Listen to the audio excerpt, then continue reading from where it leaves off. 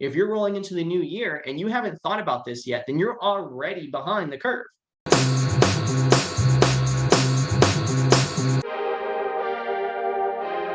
All right, so these are some of the things you want to make sure that you have closed out this week. Number one, not next week, okay? Not next week, this week. And not like Friday, but like today or tomorrow. This is really your 2 days. You need, if you have not done already, you need to get into your bank accounts, and you need to try to make sure you get a, like, no shit, this is my estimated profits end of year done. Like you need to make sure you do this. You cannot, and I repeat, there is very few things, there is a couple, but you cannot, after the first of the fucking year rolls over, you cannot reverse time and make expenditures in 2023 for 2022. Okay. I cannot stress upon how important this is, to make sure that you spend the time, as much as it freaking sucks, to sit down and make sure that you have an estimated of what the hell did I make or did I not make this year? Am I negative? Am I positive? What is the full breakdown? What will make this easier is making sure that obviously you're using QuickBooks, making sure at the end of every single month you're bouncing that QuickBooks, because right now there's a good chance there's a handful of you individuals. Okay, I know I used to do this before I hired a bookkeeper and had all the right people to take care of these things for me, because I didn't do it right. Is you still have the last 2 quarters of expenses in QuickBooks that you still need to go through and categorize expenses. You may be one of those people. If you are, I know it fucking sucks, but you need to get it done. You need to sit down, spend the Jaime. You need to sit down. You got to get it done. It is it's like the big unlock in business. Once you get like the bookkeeper for the $150 or $300 a month it'll cost you. Once you get that bookkeeper in place and you have your QuickBooks like just so fucking perfect, that it just makes you all jittery every time you go to look, and also sad because it's pretty fucking spot on. You get to see everything that you spent. Like I spent $35,000 in food this year. Like that's ridiculous. There's no reason why you should spend that. Like that's just on like the Amex, like just going to get Starbucks and little things, not even like really big dinners. And so that's just ridiculous. There's no reason why that I should have spent that much, right? That's the bottom line.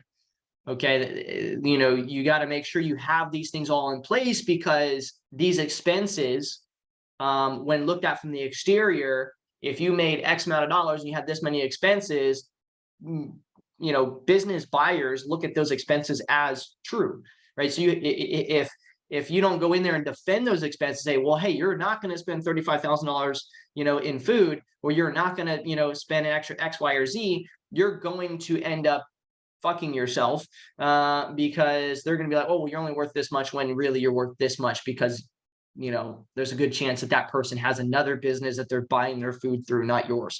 Okay, so little examples. Okay, so that's the most important thing. Okay, you got to get that done. You got to get through and get all of your expenses done.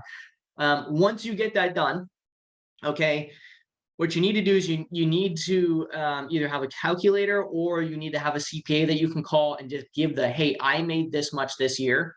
Based off of my last year's depreciations and everything else, what do you anticipate me spending in taxes?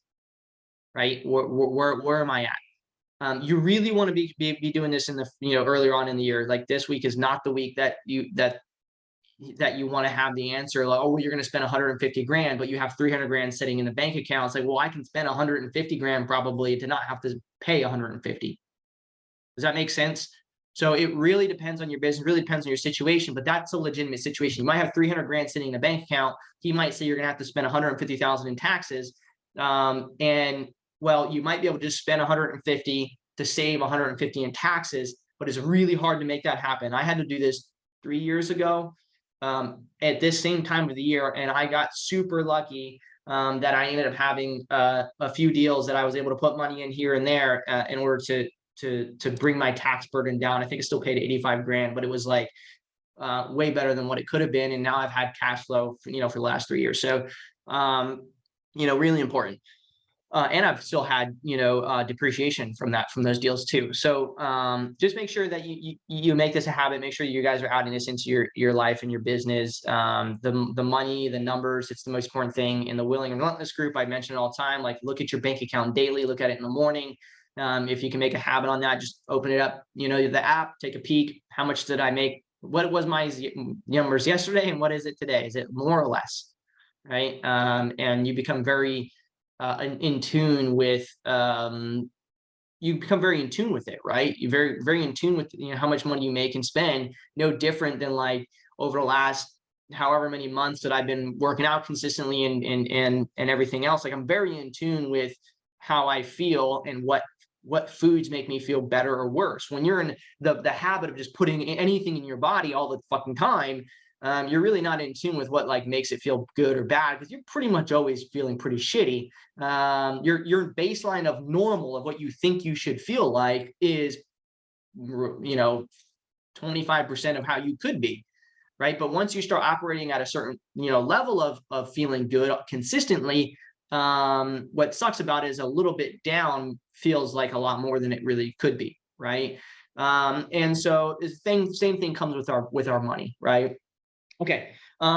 The second thing that you guys need to make sure that you do is you need to plan out your OKRs leading into Q1. What an OKR is essentially it's a revenue generating activity. And in the war group, we have a worksheet that we fill out. It has Q1, Q2, 3, and 4 on it. And every quarter it gets filled out, but there's also you do one for the year as well. Okay. And what you essentially want to do is you want to say, hey, where am I trying to get to? Am I trying to grow by what percentage this next year? Okay. Or this percentage this next quarter?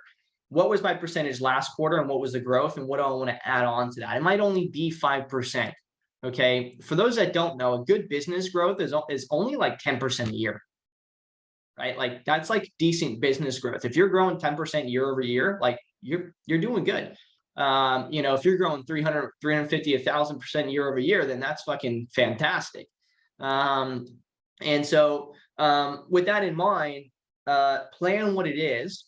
Okay. And if it's a difference of having to make another 25,000 that quarter, right, then you're going to have some OKRs that are driven to say, hey, I know that if I were to do these things, I would be able to increase my my revenue by 25,000 this year. Okay. Or this next quarter.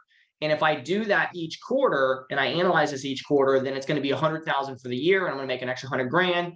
And it could be that these OKRs are nothing to do with you spending more money. It could be refinement things, right? For like some of you, maybe you don't have an accurate, correct number to dial ratio per different type of list, for example.